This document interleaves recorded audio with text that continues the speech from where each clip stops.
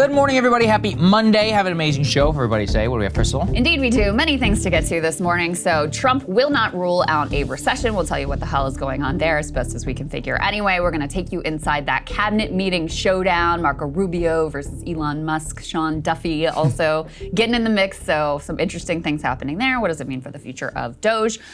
Canada had elections. The Liberal Party there elected their new leader. So he will be the prime minister until they call new elections. There has been a dramatic turnaround in fortunes for the Liberal Party since Trump started threatening them with significant tariffs. So really interesting dynamics there too. Civilians are being mass slaughtered in Syria, a story you will not hear in the mainstream press. We will take you inside what's going on there. Just really shocking images and footage that we can reveal here, not for the faint of heart whatsoever. The same time in the Middle East, Trump is trying to negotiate a new deal with Iran. Maybe so far Iran has rejected that outreach, saying basically like, why should we trust you? We had a deal with you before. How did that go? But still an interesting development and certainly one to track there. We're also following this situation with Columbia University. The Trump administration has stripped them of $400 million in federal funding, and they have arrested, DHS has arrested and essentially disappeared at this point. We don't know where this guy is, a green card holder who was a leader of pro-Palestine protests on campus. So obviously a horrific situation there. And I'm taking a look at Tim Walz spilling the tea on the Kamala campaign and what might be next for him. That's right. Can't wait to listen to that one. Especially, there's been a lot of discourse in the Democratic universe over his interview, which I'm enjoying absolutely thoroughly. Thank you to everybody who's been subscribing to the show. We really appreciate it. It's been a lot of fun. We've been working extra hard here. We've got 5 days a week now of coverage here at Breaking Points. So go ahead, breakingpoints.com. You can become a premium subscriber. And just had to say, we will overcome this time change, my fellow morning folks. It's a difficult time out there. Krystal, I will be happy to report traffic was much better today, despite Elon's return to work mandate. My theory is that people are too lazy to get up in the dark. So maybe I am pro daylight savings time because people don't want to commute whenever it's very dark. But for the rest of us who have to get up, no matter what it is, we shall overcome this one. I wonder if some of the agencies, though, because one of the things is like they just literally don't have space for all the workers to actually be at work. So I wonder if it's also partly the agencies reasserting themselves and being like, you know, some of y'all actually don't need to come in. I'll save some of this for the cabinet, but I spent the weekend, I talked to a couple of folks who are actually victims of the return to office mandate. And it's actually unbelievable. If I were one of them, not only would I quit and take that buyout, I would be absolutely furious. So that is a secondary conversation that we can get to. But let's turn now to Recession Watch. So Donald Trump has given an interview now, which is nothing short of extraordinary, asked to rule out a recession as a result of the tariffs and as a result of some of the other problems that we have right now in the economy. And he's basically not saying no. So let's take a listen. And I want to ask you about Ukraine and the blow up the other day with Zelensky. Let me stay on the economy for a moment, because there are rising worries about a slowdown. You've got the Atlanta Federal Reserve saying we're going to have a contraction in the first quarter. Look, I know that you inherited a mess, and you said that the other night. I've only been here, but are you expecting a recession this year? I hate to predict things like that. There is a period of transition, because what we're doing is very big. We're bringing wealth back to America. That's a big thing. And there are always periods of, it takes a little time. It takes a little time. But I think it should be great for us. I mean, I think it should be great.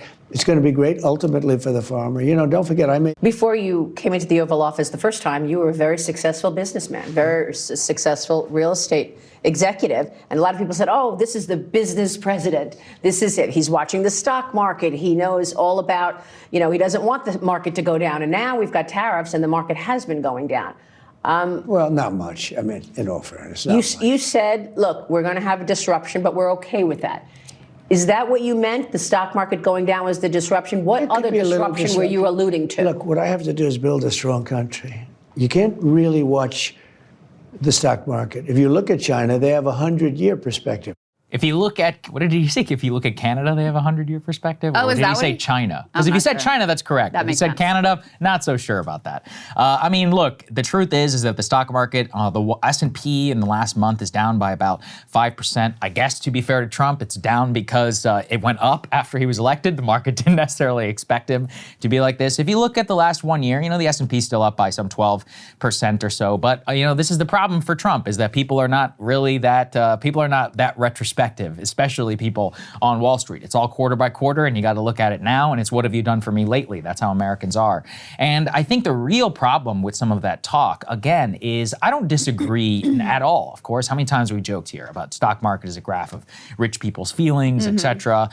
We're going to get to some comments by Scott Bessent, the Secretary of the Treasury, about how the American dream should not be consumption-based. Could not agree more. The issue is that people have got to really feel as if you're presenting a genuine alternative and doing everything possible to actually change the circumstances of their lives. And if we don't have more policy now and in the future, like with the tax bill and others that are not combined, not only with just industrialization, but with immediate relief and feeling as if you're fighting for the average common working person, then you're going to have the divergence where you both will have more difficult consumption, you'll have worse unemployment data, high home prices, and no change to your fundamentals, and your overall retirement portfolio will go down. I mean, you should not forget, we are swimming up against 75 years of basically so-called free trade policy and the consumption-based economy. It's basically the dream that was sold to the American people. And it's not even a dream anymore. They believe it. If anything, it's the conditions of their lives. So you have to basically not only take a whole of government approach, you're also trying to change the American culture at the very same time. And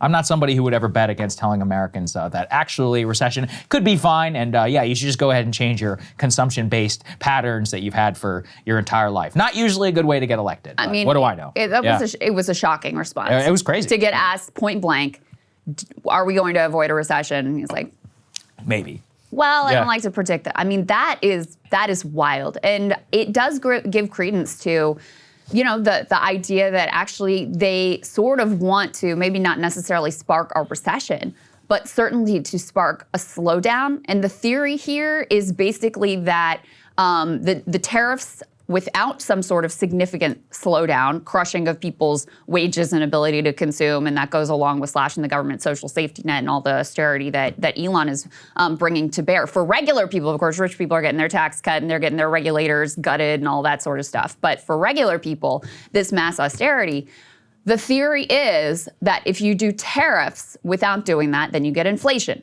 So they've decided that the way to crush inflation is basically to screw you over and make it so that you don't have money to spend.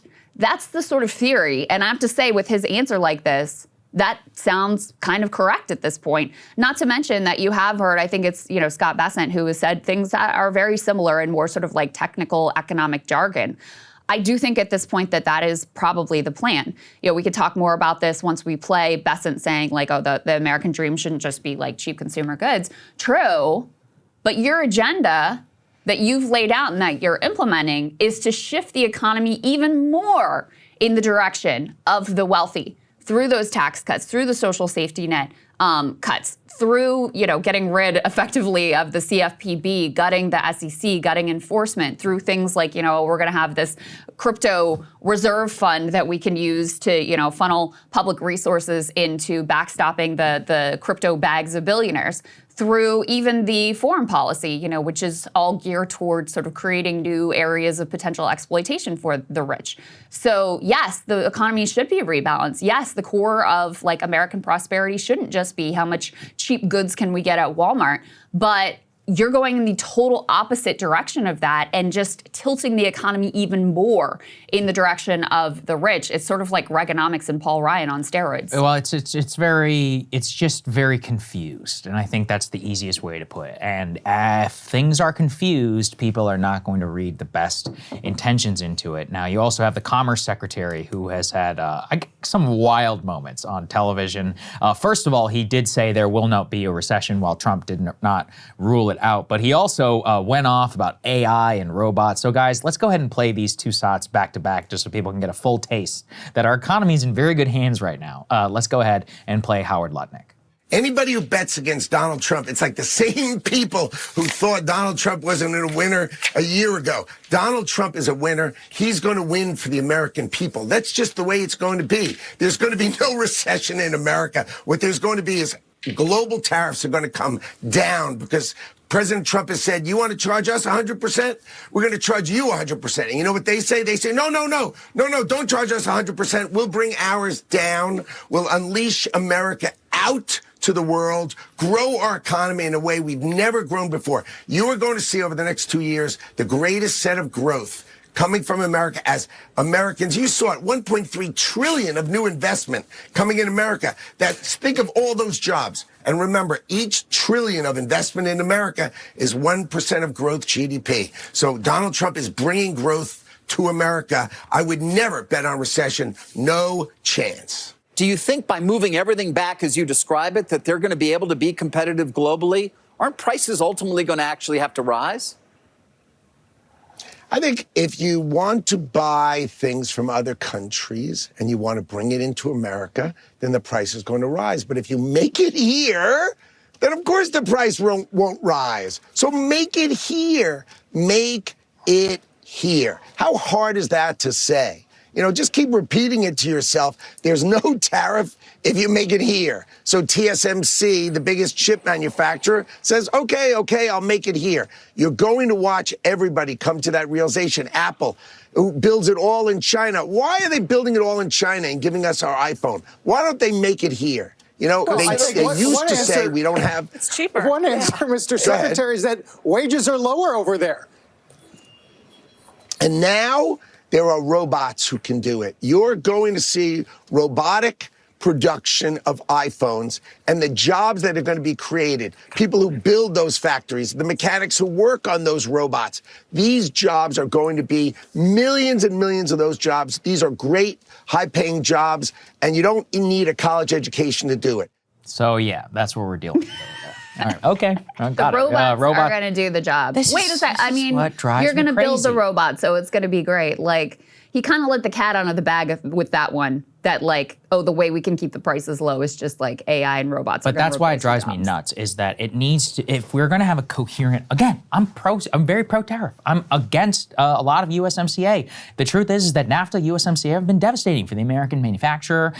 Fact is that we don't, build or have not only the defense industrial base, the industrial base period that we have here to be like a sustainable and a real country. God forbid that we ever have an actual financial crisis. We're not Russia. We're not China. We're not India. We don't have policies in place to make sure that we can function in the bad times as well as in the good. But, this type of talk just makes it so completely incoherent. And it makes it, again, so that the American consumer just has no idea what to do. And when they have no idea what to do, they're going to pull back their overall consumer spending. And actually, the fact is that, if you do accept this thing, people have said, oh, who cares about the stock market? It's rich people. Well, I'm going to turn it over to our Treasury Secretary now, because here's the problem. We live in a complete bottom-up economy top-down economy.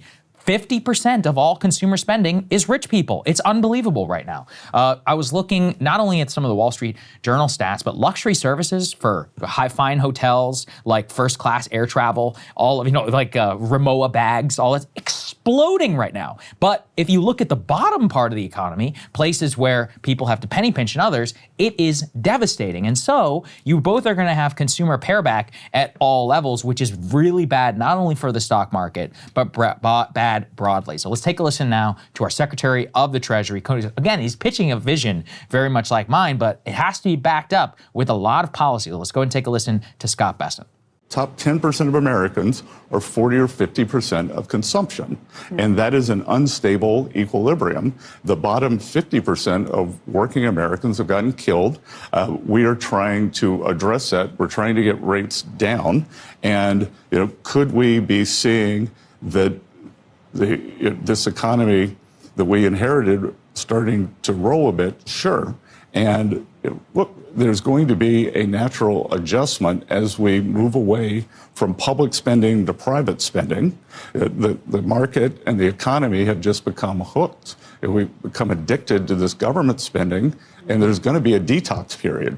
The United States also provides reserve assets, serves as a consumer of first and last resort, and absorbs excess supply in the face of insufficient demand in other countries' domestic models. This system is not sustainable. Access to cheap goods is not the essence of the American dream. So, I mean, look, access to cheap goods is not the essence of the American dream. I want that to be true. It has, however, been true for the last 75 years. In fact, much of the degradation of our country is a result of that mindset. But it's baked into the culture now. We are Black Friday America. Like, let's be honest. We are Cyber Monday America. That's who we are. We have decided that those cheap things from China and all of that are worth it. And in a sense, you can't necessarily blame people because all policy has been guided towards that direction. When you have no policy geared towards anything else, that's the easiest way to function in our society. But again, whenever you have major consumable goods, major goods that are vital parts of the American life, like health insurance or home prices, become completely unaffordable on top of education. Well, what do we have? We have a complete, mismatch of the things that are actually important are way too expensive, and the things that are not important to your life at all are the cheaper than ever. Yes. You can thank, by the way, that he was speaking at the Economic Club of New York. Ironic, because you can thank the people like that. However, again, not to beat a dead horse, but if you have tax policy, which is basically geared towards giving the Economic Club of New York like a huge tax cut, and or you don't have policy that's put into place, which makes it so that you have more things like this that happen. Tariffs, for example, like if they took 3 months to do a real study of the tariffs, but then they come into place and they're strategic and they're staying and they're not part of some wish-wash chaos with the markets, well then at least, the American consumer, the American business, if Canada, Mexico, all of us can say, all right, we can negotiate, let's say, on these terms. Right now, it all just feels chaotic to an end. Now, their defense from the White House is, this is how you actually get things done in terms of being able to just throw things, keep the Canadians and the Mexicans, or the entire world really on their feet, create chaos in the system, and then work to that advantage whenever there's a vacuum. And, if you had true faith that a good outcome would come as a result of that, it's possible. I still think Trump has got a decent amount of runway. However, day after day after day, you see market down, you see consumer sentiment and all of that, you're flirting with a bit of disaster. The closer that we get to the first 100 days and no real action on many of the things that he ran on, like inflation and on immigration, while you also basically just have Doge as the centerpiece story of the entire country, you are very much moving away from that. We're coming up on 50 days, right? So you've only got 50 more to go. It's really not that long of a time. And so I do think that they are really flirting with fire here. And, and soon enough, we're going to have that tax cut. It's not that far away. And that will only make things even worse. And Medicaid cuts, very likely. That's massive possible. Medicaid cuts. Yeah. I mean, that's what they're floating as $800 billion Medicaid cuts, which will be devastating to millions of people across the country. I mean, one thing that Obamacare did, and we'll talk more about this probably later in the week, Republicans put forward their continuing resolution as we move closer to this potential government shutdown. But, the Obamacare Medicaid expansion made Medicaid much more popular because it made it, it's not anywhere close to a universal program, but it made it so that there was much more public buy-in. So it wasn't just something that felt like it's on the fringes. Half of Americans are either on Medicaid themselves or have someone who's close to them who is on Medicaid. So this program has really become an integral part of the fabric of, the healthcare system in this country. Everybody has problems with the healthcare system, but certainly they don't want to go in the direction of making it A, more expensive, and B, less available. And that gets to your point, Saagar, about education, healthcare, and housing. So if you were going to remake the social contract in America and say, you know what, the essence of the American dream isn't cheap consumer goods, what could that look like? Because, I would like to move in that direction. I think cheap consumer goods have been like the opiate of the masses, and really has that mindset, which is this very neoliberal mindset, really has been quite detrimental to the overall well-being of Americans, and especially the American working class. So what could a new social contract look like? I think it would look like, okay, things that you're buying at Walmart are going to be more expensive, but you're going to have universal health care. You're going to have health care. It's going to be in prescription drugs. You're going to be able to just go to the doctor and get care. Housing is going to be much more affordable. You can actually imagine yourself like getting on that ladder of home ownership. It's going to be much more widely available. We're going to get back to an era when there was such a thing as a starter home that a person with a regular salary could afford while they're in their 20s or at least early 30s. We're going to make it so that education is widely available, that you don't have, hundreds of thousands of dollars of student loan debt that you're taking on. And in each of those categories, the Trump administration has already made moves to make things worse. So with education, they're rolling back some of the existing student loan relief. There's, of course, an assault on certain institutions, which could certainly translate into higher tuition. So you've got that on education. With regard to healthcare, we rolled back one of the executive orders that the Biden administration had put in place to try to make drugs cheaper. And you have these looming cuts to Medicaid, which are going to be, devastating, especially in rural communities across the country. And with housing, if you're putting tariffs on building materials coming from Canada, you are very likely to have housing construction be even more expensive than it is right now.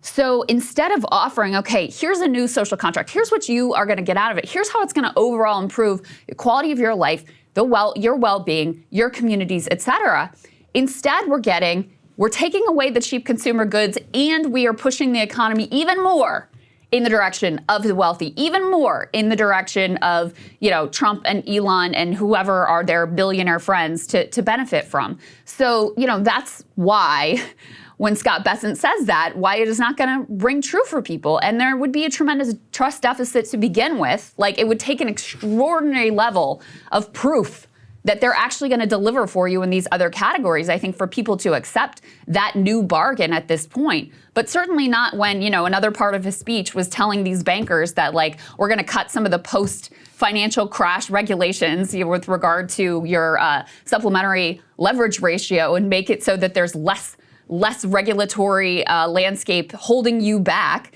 And you see what they're doing with the CFPB, you see what they're doing with the SEC, you see what they're doing with making sure that bad bosses can bust your union, et cetera. And there's nothing being offered for people in exchange for giving up those cheap consumer goods. Yeah, I was looking just now. Americans in 1971 spent 7.6% of their income on healthcare. The exact data today is a bit unclear, but at GDP-wise, in 1971, Americans spent about 7.2% of GDP on healthcare. Today, it's 18%, right? And so we've actually gotten fatter, we've gotten sicker. Right. It's gotten worse. So, look, I understand, that's the Bernie Sanders vision, but you don't even have to go that far. You could just make it relatively affordable. You could make it so that it's not crazy, too expensive. Starter homes and all of that, or you don't need free college to make college affordable. It's actually not that difficult. You just make it so that these people can't ridiculously screw over their own students with student loans. You also don't need the government backstopping all of this as well. There are a lot of different ways, but the problem again is I don't see necessarily some major changes. I will say there's one good news is that apparently the House did include a 20% tax or so on endowments for colleges. I think it should be much higher than that. But the problem here is that then we would need to make sure that it is pegged as well to affordability, so that you can avoid the tax very easily. Avoid the tax as long as percent, income-wise or whatever, it is affordable. They're never going to spring for that, and they're lobbying as hard as they possibly can. Overall, the overall picture, it's not good. Let's go to the next one. This was from the Financial Times. I actually thought it was a very good piece. And it says, is this .com bust 2.0? But really what she tries to argue throughout all of this is just that these crashes that end up happening, not like 2008, but more like .com or a few others, they don't have a single precipitating event. It's basically just a lot of different stuff that somehow just comes together in a moment, roughly, either a day or maybe a month or over the last couple of months, that make it so that you just start to ask fundamental questions and look at fundamentals, and then the dream or the bubble can just get popped without any real knowledge. And what they're worried about is something we've talked about here ad nauseum, which is the makeup of the so-called Magnificent Seven stocks in the S&P 500. And really is that they say, particularly worrying for those who see parallels to 2000, Magnificent Seven that powered the broader market are now in correction territory. They're down 12% from the highs that collectively hit in December, and their fourth quarter profits were not particularly bad. Investors are starting to ask more questions about the billions of dollars spent on AI, data centers, and power sources, and how that's going to translate to overall growth. To some long-term investors, that seems eerily familiar to the loss of the dot-com bubble in 1999. Once funding became more expensive, loss-making startups such as Pet.com and Webvan ran out of money. Their telecom and technology providers started to struggle, pulling down the broader market, and you enter a recession in March of 2001. And so again, nothing is one-to-one. It's just the fact that you see similar things that are happening. And if the Trump administration is not careful, they will find themselves in very similar territory. That's the issue. Let's go to the final part here, which, I'm not really sure why we're doing this. This is a post from both Charlie Kirk and from Trump on Truth Social. It's from Charlie Kirk saying, "Shut up about egg prices. Trump is saving consumers millions." The ironic part about this is the Trump administration actually did something pretty good on eggs a couple of days ago. But like Biden, they're not doing anything about it. Yeah. They have the Department of Justice actually investigating egg sellers. Now, the reason why I think that they're not doing it is it sounds eerily familiar to the whole price control drama that happened during the campaign. And you and I talked about this, but remember, Biden's Department of Justice went after the meatpacking industry, but they just never talked about it to anybody. That's right. And so Trump, look, your Department of Justice is doing something good here. That's very popular, to go after people who are either price gouging and look, investigation, let's see what it bears out. Are you, making undue profits, or you're using bird flu as an excuse to jack things up, or is Whole Foods, what's the real profit margin on all this stuff? You could call that communist if you want. I would say that's living in a society whenever you have one of the most subsidized industries literally on earth.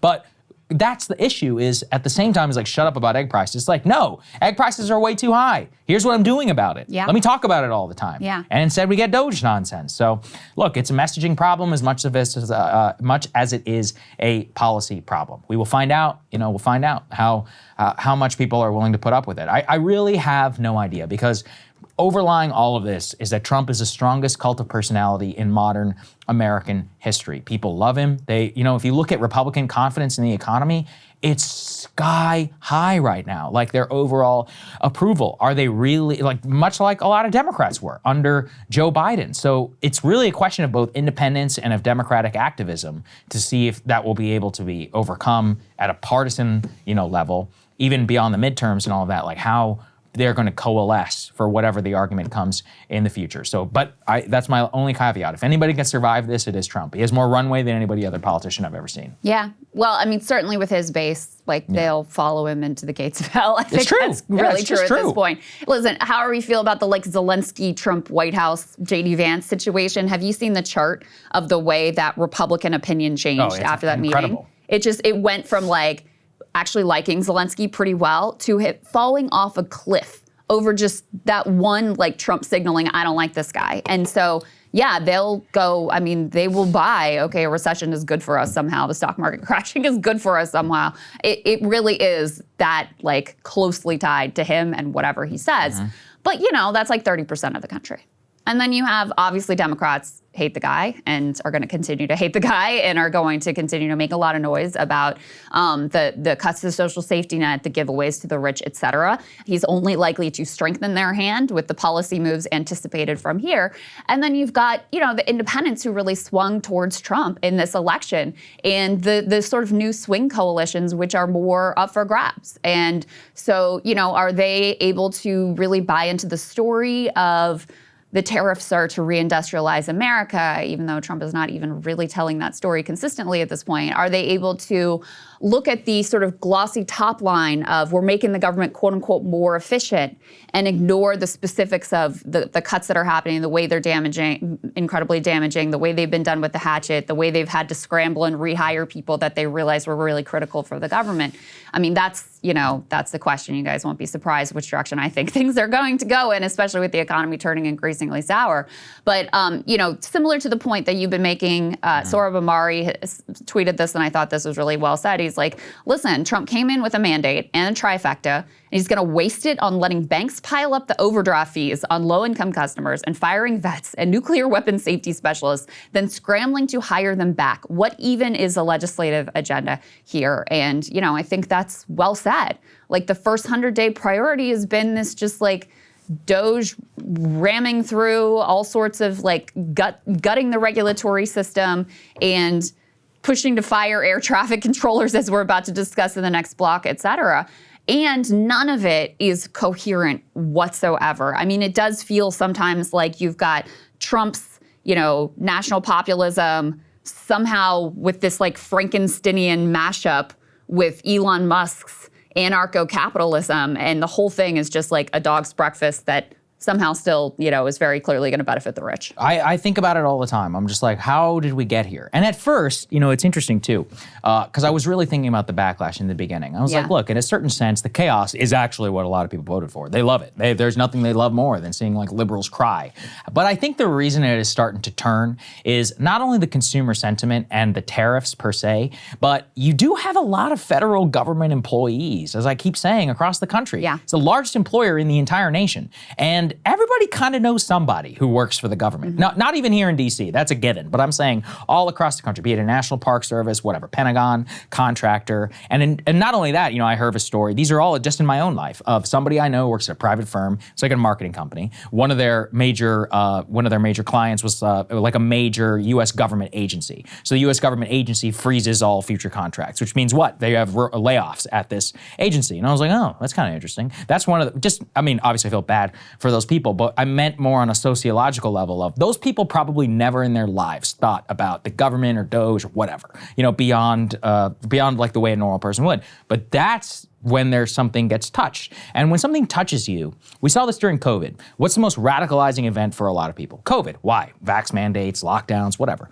That was school closures, exactly. Because that's an actual concrete policy. And that was enough to turn people Republican, at least in my circles, for what? It's been several years now since that happened. And the hangover effect from that has been years of political ramifications. Well, I could see the similar, change if there is a slash in funding, or if somebody gets laid off, or somebody finds themselves like genuinely materially harmed by one of these policies. Let's say there's a crash. I talk about that one a lot. Hurricane season. We'll see that one soon, and the effects of whether NOAA, has something, a major international crisis, which is not handled properly, and troops get killed. Like, those are the types of things that really make and force people to change. So we will see, as I said, but I do think I can just see risk. And part of the problem is, I think what a great leader should always do is to anticipate those issues. I'm just a moron, I don't, at the end of the day, it's not that difficult to come up with these scenarios in your head. These are elected officials, and many of them working in professional politics, and they often wait to pounce for a great moment. You should always apply that thinking, and you should do everything in your power to make sure that you're not susceptible to those types of, macro change events, whatever, that could change your political fortunes. And so that's just generally how I've been thinking about where the organic change and the pushback may be. The Democrats were always going to be upset, but it's about independence, and also about how people will materially feel about this at the end. And yeah, I just checked, it's been 49 days since January 20th. So tomorrow's the 50th day of Donald Trump's presidency. You really don't have that much longer left for the goodwill of the American people. And if the latter 50 days look more like the first, I think it'll be a problem for him. Hey, if you like that video, hit the like button or leave a comment below. It really helps get the show to more people. And if you'd like to get the full show ad-free and in your inbox every morning, you can sign up at breakingpoints.com. That's right. Get the full show, help support the future of independent media at breakingpoints.com.